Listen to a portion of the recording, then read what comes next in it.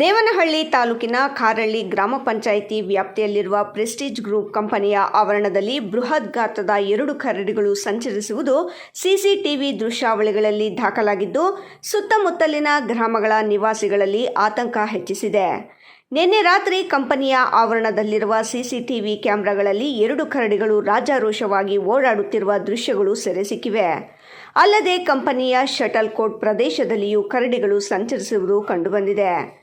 ಕಾರಳ್ಳಿ ಸುತ್ತಮುತ್ತಲಿನ ಪ್ರದೇಶ ಬೆಟ್ಟಗುಡ್ಡಗಳು ಹಾಗೂ ನಂದಿ ಬೆಟ್ಟದ ತಪ್ಪಲು ಪ್ರದೇಶಕ್ಕೆ ಹೊಂದಿಕೊಂಡಿರುವುದರಿಂದ ಕಾಡು ಪ್ರಾಣಿಗಳ ಸಂಚಾರ ಸಾಮಾನ್ಯವಾಗಿದೆ.